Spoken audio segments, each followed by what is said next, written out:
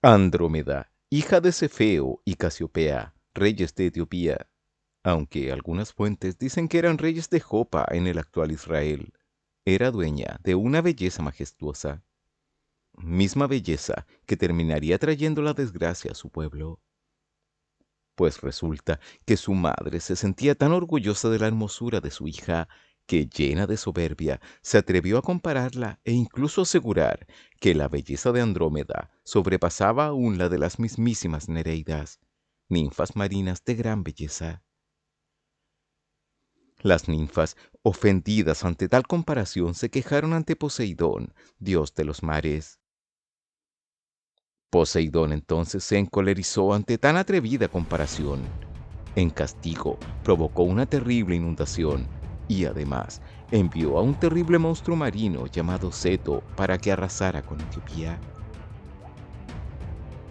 Cefeo, desesperado ante la calamidad que se cernía sobre su pueblo y las cosas peores que venían, buscó el consejo del oráculo. Este le dijo que la única manera de aplacar la ira de Poseidón y del mismo Ceto era entregando a Andrómeda en sacrificio. Cefeo se sentía muy acongojado por las palabras del oráculo. Amaba a su hija. Sin embargo, por el bien de todo Etiopía, debía tomar la decisión de llevar a cabo el horrible sacrificio. Andrómeda fue entonces atada a una roca en la costa, esperando a que el monstruo viniera por ella. Pues resulta que en ese momento pasaba Perseo, que venía de vuelta de una de sus aventuras. Algunas versiones dicen que volaba montado sobre Pegaso, mientras que otras aseguran que lo hacía usando las sandalias voladoras de Hermes entregadas a él por Atenea. Que de paso, si quieres ver cómo las obtuvo, puedes hacerlo viendo el video que te dejaré aquí. La cosa es que iba pasando Perseo cuando vio a la princesa. Intrigado ante aquel escenario, se acercó y se enteró de lo ocurrido. Habló entonces con el rey y la reina y les dijo que él podía salvar a su hija de su oscuro destino y que, como recompensa, quería a Andrómeda como esposa, ya que se había enamorado de ella a primera vista.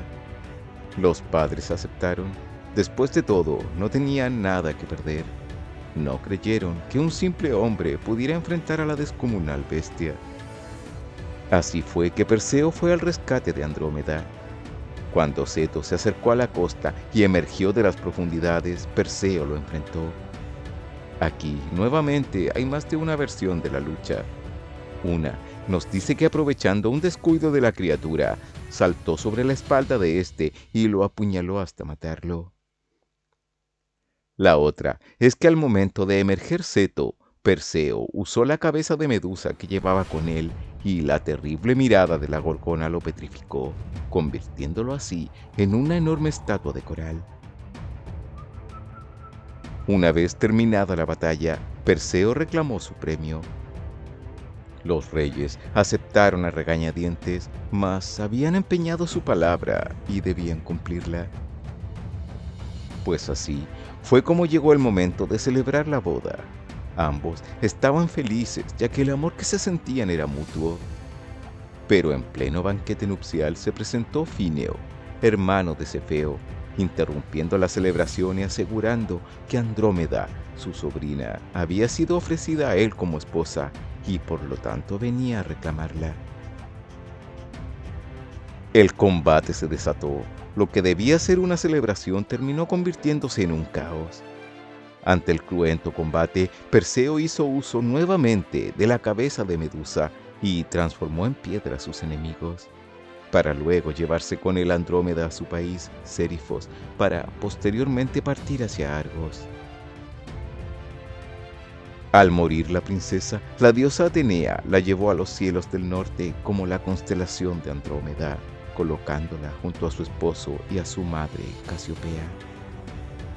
Una historia que nos demuestra que el orgullo y la soberbia de los seres humanos puede traer graves consecuencias. Espero que les haya gustado.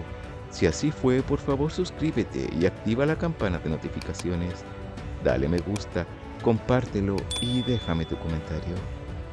Un cariñoso abrazo y será hasta una próxima aventura.